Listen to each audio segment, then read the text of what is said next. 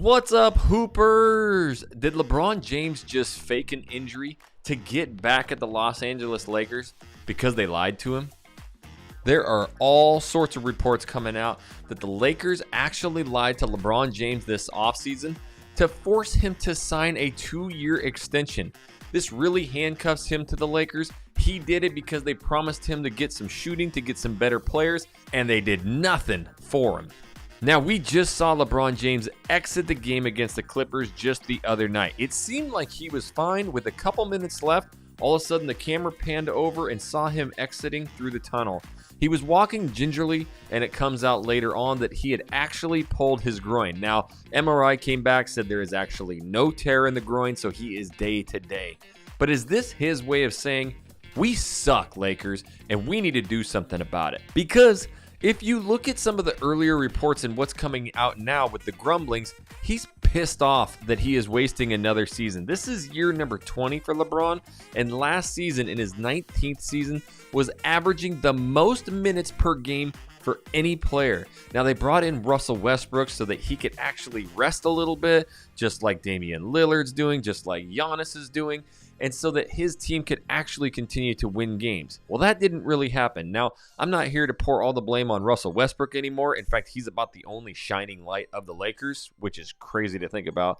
But is LeBron James sitting out because of what he was promised but not given? Well, let's just check out a couple of these headlines here. Report: the Lakers promised LeBron that they would compete to get him to extend, and he doesn't want to waste another season. LeBron James is reportedly not happy with the state of the Lakers roster and seems to want the team to make moves sooner rather than later.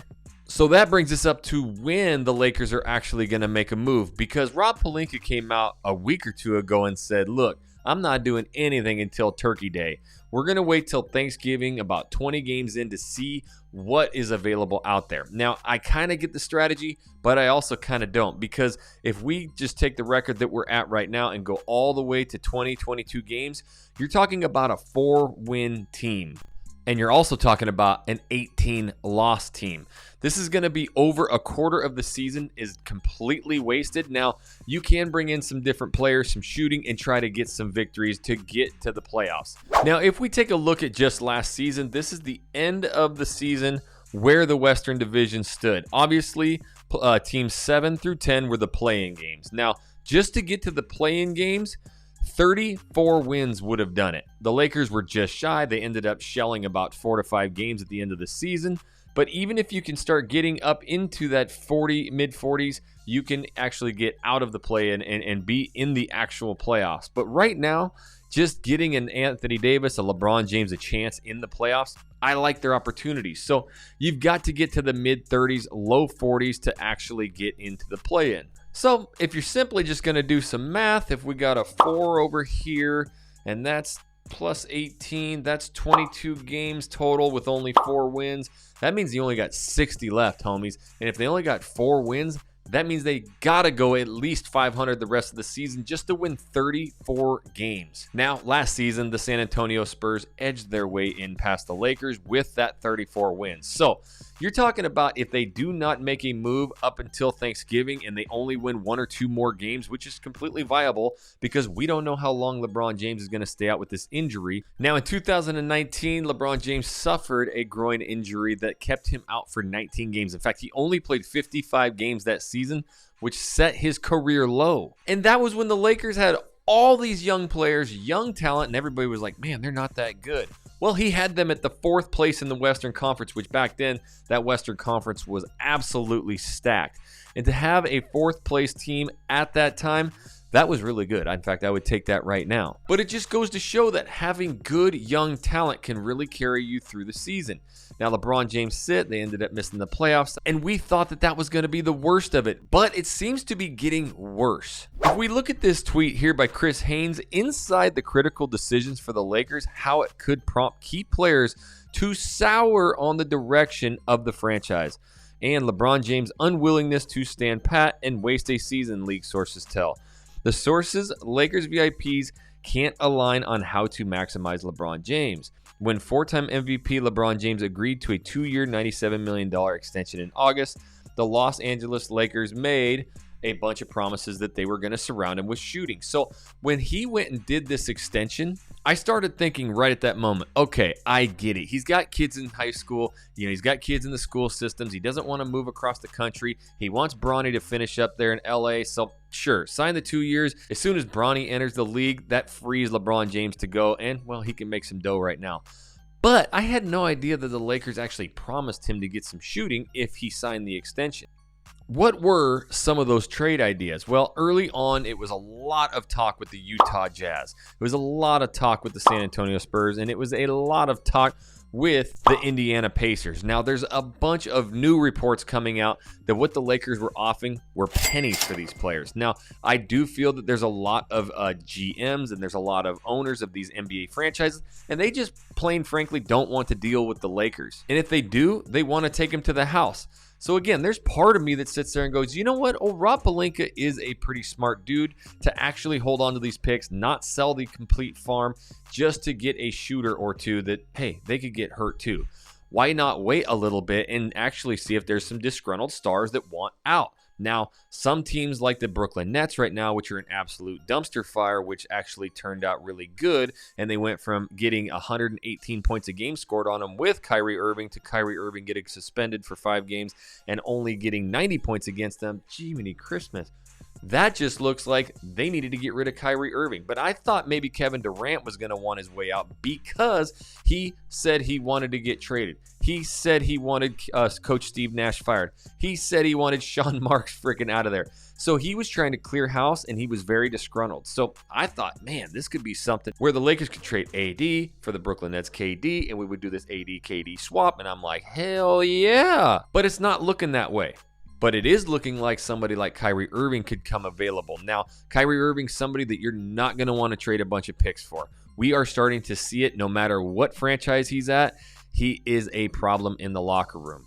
But if the Brooklyn Nets absolutely cannot get him to play, he is a disruptor in the locker room. Their defense is 28 points worse than it is with him off the court than on the court. They could be looking to get rid of that dude. And you may not have to give up all of your draft capital for it.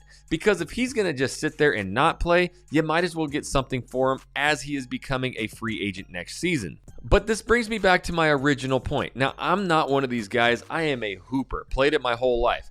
And I watched some dudes get some nasty injuries that took them out of complete seasons, and it sucks. It's like the most heart-wrenching thing.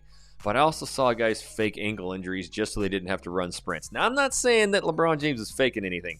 No, he is not. The dude has been playing for 20 seasons, and for the majority of that, he's playing long time into the playoffs, and for 9 straight times, he went to the finals. The dude's got serious miles on his body, and he is putting more minutes per season than anybody else out there. And last year in his 19th season, like I mentioned, he had the most minutes per game, so he is being overused. And at this point, with just 2 wins, this season's either an absolute tank job or something's got to go. He could be holding out just for the Lakers to make some kind of move. Now, he could be sitting there. Obviously, this injury came in and they did the MRI. There is no tear there. That is beautiful news. We do not want a tear. That's something that can take months to rehab from. But he could be to the point right now where he is just so frustrated with the Lakers not making a move. Would he actually ask to be traded himself, force his way out of LA? To me personally, the NBA white guy, I don't think so. I think he wants to wear the purple and gold. He wants to get another banner up in the rafters, but he knows 100% certain he can't do it with the squad he's been given. The guy's got to get some bona fide vets. He's got to get some bona fide hustle players, and you got to get some shooters in that locker room. Now, this progresses us to some of these new trades about a Bradley Beal out there, about a Anthony Davis possible trade. At this point, trading Russell Westbrook and your 2 future picks, it just doesn't seem viable. Now, it's something that I do think the Lakers would and could do, but I don't think Russell Westbrook right now is the problem. He's $47 million, I get it, but he's done at the end of the season, and you keep those 2 draft picks. But a guy like Anthony Davis, where you could actually get rid of him and bring in some real talent. Now, this is not just getting rid of AD because he blows. This is AD is an absolute monster, but in the Lakers organization, he blows. because he's getting double teamed and triple teamed. I actually went back and watched a bunch of film with his back to the basket. He's catching that ball, and the other guy is already coming to double team, and the defender of the guy who inbounded the pass or threw the pass in, he starts to come in. That's a triple team, homie. And now it forces Anthony Davis to do a 15-foot turnaround jumper. When he does go to the rack, I hold my breath that he's not going to come down on somebody's foot. So Anthony Davis, this is something for his career, for his future, that is a net positive, because he can go to an organization that has a bunch of shooters, that has other big men. He has admittedly talked about how he desperately hates playing the center position. So he's having to do it with the Lakers. They're getting their butts kicked on the rebounds, on the glass, on the offense, on the defense, you name it, and he is being overworked. That's why he's grimacing and grabbing his back. That's why he's out of breath and short on every shot. Same reason LeBron James is short on every shot. These dudes are playing so hard in this Darvingham system, which I absolutely love, but they're getting no breaks. And whenever they do, the lead goes straight down. So I personally think that your boy LBJ might be taking a few extra games off and going to that front office and saying, I ain't playing until you give me some shooters. Make something happen, Rob. And if you want to know the absolute best thing that the Lakers can do this season, this would get them actual championship contender players, the top shooters, it would get defenders, and it could bring back an upwards of 3 draft picks and 3 draft swaps. This makes it so that they do not have to get rid of those 2 first-round picks. They would have a bunch more. That way they could trade Russell Westbrook and get a bunch of other picks and get shooters. It's in this video right here. If you want to see the best thing that the Lakers could do, go ahead and click that video right there.